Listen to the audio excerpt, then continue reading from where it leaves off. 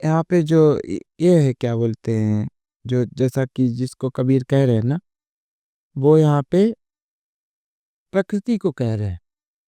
प्रकृति एक माली है, माली की तरह वही हमें जन्म देती सी, वो माली है और वही हमारा ईश्वर है।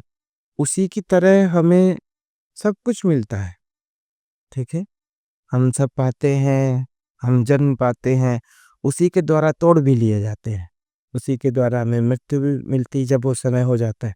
जब हम उसके काम के होते हैं तब हम इस धरती पे लाए जाते हैं, जब हमारा काम पूरा हो जाता है वापस बुला लिए जाते हैं। वैसे ही जैसे कि माली कलियों को ले लेता है और हम उसी को देख के प्रसन्न होते हैं, उसी की पूजा करते हैं, उसी ईश्वर की, उसी प्रकृति की, और उसी में लिप्त रहते हैं, लेकिन इस चक्र को समझ नहीं पाते। इस पर हमें थोड़ा सा देखना है कि यहाँ पे जो आया है वो जाएगा, लेकिन इसके पीछे ज्यादा परेशान नहीं होना है। लेकिन इस खेल को समझ लेना है जब तक के की कली खिली है, जितना हो सके उससे उसे प्राप्त कर लेना चाहिए, अपने उस उच्च पद को जो उसको दिया गया है।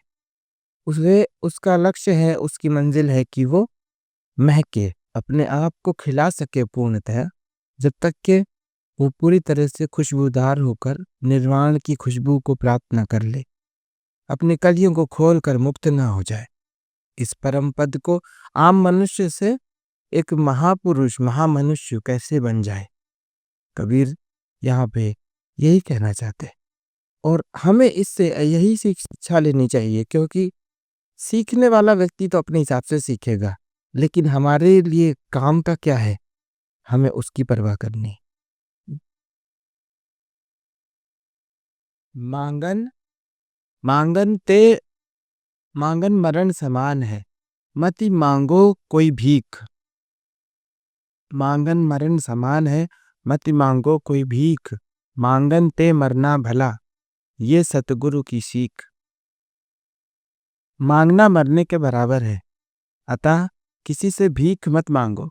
सतगुरु की शिक्षा है कि मांगने से मर जाना बेहतर है, अर्थात है मनुष्य, पुरुषार्थ से प्रत्येक वस्तु स्वयं प्राप्त करने के लिए सक्षम बनो।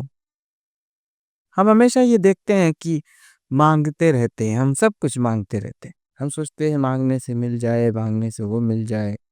हमारा ध्यान जो है कुछ खुद करने में नहीं है।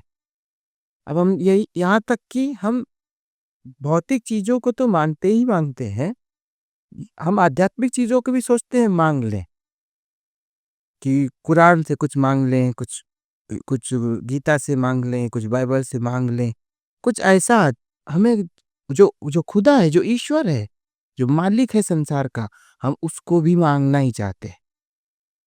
वो भी हम सोचते हैं मांगने से ही मिल जाए, जो सब हर चीज का जो मालिक है वो भी मांगने से मिल जाए। वो भीख में, मांगने से भीख ही मिलती है, मांगने से कभी मालकियत नहीं मिलती, मांगने से हमको मालिक नहीं मिल जाएगा। हम्म क्या मिल जाएगा, जरा सोचिए, नहीं मिलेगा। तो हमें आदत जो ये मांगने की पड़ी है, हमें भौतिक चीजों से को मांग कर हम सोचते हैं काम चल जाए, आध्यात्मिक चीजों को भी मांग के काम चल जाए। शास्त्र में पढ़ लें कि सत्य क्या है, हाँ बस हो गया। शास्त्र में पढ़ लिया प्रेम क्या है, कहीं लिखा पढ़ लिया, किसी से पूछ लिया प्रेम क्या है, सत्य क्या है, बस ठहर गए, हो गया काम। मांग लिया, मांगे में जो मिल गया उसी में खुश हो गए। हम्म कैसे काम चल जाएगा? बिल्कुल नहीं चलेगा, क्योंकि सत्य आपको परिभाषित रूप से मिल जाएगा, लेकिन उसका अनुभव आपको कैसे होगा जब वो आपके भीतर है ही नहीं। किसी दूसरे से आपको जो चीज मिलेगी वो आपको अनुभव तो नहीं बनाएगी। हम ईश्वर को भी मांगने में मांगना चाहते हैं, भीख में ईश्वर को लेना चाहते हैं। हम चाहते हैं कोई हमें अल्लाह भीख में दे दे, कोई हम चाहते हैं हमें भीख में दे दे भगवान, भीख में मिल जाए जीसस, भीख में मिल जाए इंसान। लेकिन भीख में यहाँ पे सिर्फ भीख मिलती है, मांगने से भीख मिलती, मांगने से मालकियत नहीं मिलती। तो हमें जो ये हमें अपने ये भौतिक जगत में भी मांगने से बचना चाहिए, कि हम परिश्रम करें जो हमें मिल सकता है, अपने परिश्रम से, अपने अनुभव से उसका प्रयास करें, उसको पाने की चेष्टा करें। वो तो रही बात भौतिकता की। और जो आध्यात्मिकता से जो मांगना है, उसमें भी हम देखें कि हमें मांगना ना पड़े। हाँ, हम मांग कर किसी से अपनी प्रेरणा ले लें, या मांगने नहीं, पूछ कर प्रेरणा ले ले, पढ़ कर प्रेरणा ले, लेकिन मांग कर भगवान न मांगे, मांग कर ईश्वर न ले, किसी से मांग कर किसी से धर्म न ले, मांग कर किसी से किसी का विश्वास न ले।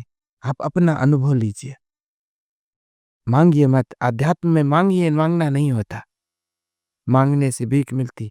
आप मांगिए मत, आप परिश्रम करिए, अपने भीतर खोजिए, ध्यान की गहराई में जाइए।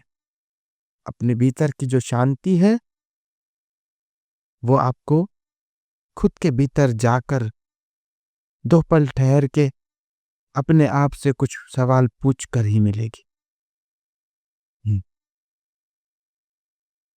इसीलिए कबीर कह रहे हैं कि मांगन मरण समान है, मति मांगो कोई भीख, मांगन ते मरना भला, ये सतगुरु की सीख। तो यहाँ पे ये भौतिक आध्यात्मिक दोनों भीख की बात कर रहे हैं, हमें इस पे ध्यान देना चाहिए।